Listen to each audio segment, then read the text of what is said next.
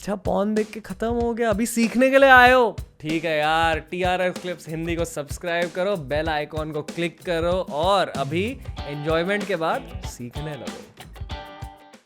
Is it fair to से कि आपकी लाइफ का सबसे बड़ा स्पाइक वो नोफैप और पॉर्न एडिक्शन वाले फेज में हुआ था फॉर योर करियर? अब राइट। आई एम श्योर और भी बड़े स्पाइक्स आएंगे, हाँ, बट अब तक तो हाँ। तो उस नोफैप और पॉर्न एडिक्शन का आइडिया आया कहाँ से? वो मेरे पर्सनल लाइफ से आया था, मेरे कॉलेज डेज के इससे। मैं हमेशा वो टॉपिक्स बात करना चाहता हूँ उनके बारे में जो जिसमें लोगों को डर लगता है बात करने में। एंड मुझे लगता है कि ये ऑडियो विजुअल मीडियम का पावर ये है, ये स्टोरी टेलिंग, म्यूज़िक, कॉमेडी, इसका पावर ये है कि लोगों को किताबें याद नहीं रहती एग्ज़ाम्स की, लेकिन गाने याद रहते हैं 10-10 साल पहले के भी। और जब वो सिनेमा देखने जाते हैं वो कैरेक्टर से जुड़ जाते हैं।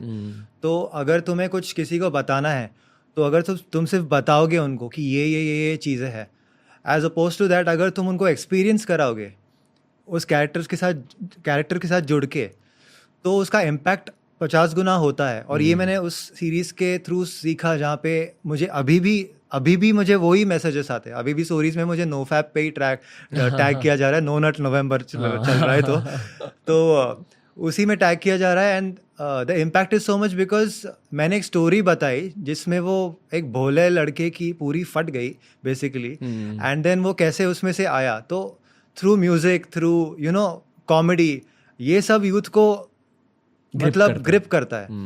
तो I think that was the reason.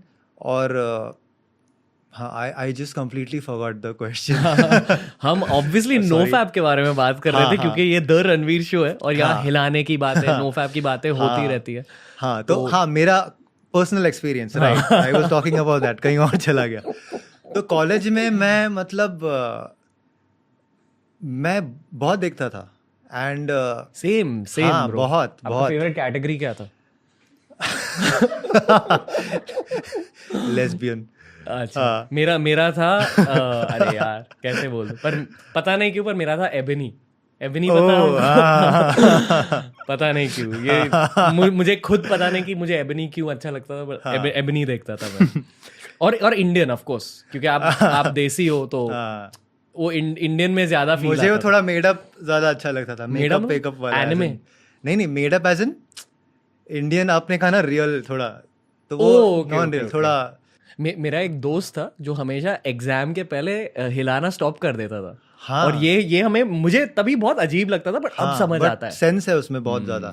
मैंने ऑब्जर्व किया, मेरा वो टाइम लेथार्जी, सोना, मतलब सो जाओ, लेक्चर नहीं जाना, कुछ नहीं करना, किसी से बात नहीं करना, अपना हाथ जगन्नाथ जिसे बोलते हैं। हाँ, तो द थिंग इज कि बाद में मैंने अभी बहुत कुछ पढ़ा इसके बारे में कि क्रिएटिविटी, जो चक्रास बोलते हैं कि तुम्हारा जो सेक्स चक्रा बोलते हैं वही क्रिएटिव चक्रा वही है, because that is related to what, reproduction is what, creation, you are creating something. तो तुम वो एनर्जी अगर वहाँ पे यूज कर रहे हो तो तुम सेटिस्फाई हो गए वहाँ पे। तो जैसे लोग कहते हैं ना कि किसी आर्टिस्ट क्या कहता है कि कोई फिल्म ये मेरी बेबी है, ऐसे बोलता है, जैसे मदर भी बोलती है ना माय बेबी, तो उसका क्रिएशन है वो। तो ये इसका क्रिएशन है, तो इसने अपनी वो पूरी एनर्जी वहाँ डाली है। अब ये एनर्जी अगर वो वहाँ पे बर्बाद कर दे तो वो यहाँ पे कैसे डालेगा? और वो मैंने बहुत ऐसे मतलब एक काइंड ऑफ एक एनलाइटनमेंट का ये हुआ। एंड देन मैंने काफ़ी चीज़ें देखी इसके बारे में और देखा कि ये 90s में इतना प्रॉब्लम नहीं था, क्योंकि 90s के बच्चों के पास एक सीडी होती थी जो पूरे कॉलेज में घूमती थी। वो लोग तरसते थे तो उन्हें चाहिए भी तो कब, हफ्ते में एक बार आधे घंटे के लिए।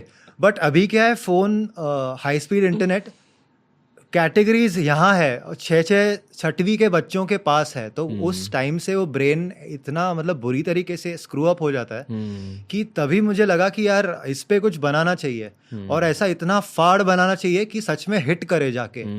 और पहले मैंने सोचा कि इस पे एक वीडियो बनाता हूँ जैसे हमेशा मैं बनाता हूँ, बट जैसे मैं और लिखने लगा मैंने सोचा कि ये एक वीडियो में नहीं जस्टिस कर पाऊंगा। एक वीडियो तो मुझे सिर्फ ये एस्टेब्लिश करने में लगेगा कि प्रॉब्लम क्या है बंदे का। तो first episode was only about that guy doing what everyone is doing. And I wanted people to be hooked on thinking that they are having fun.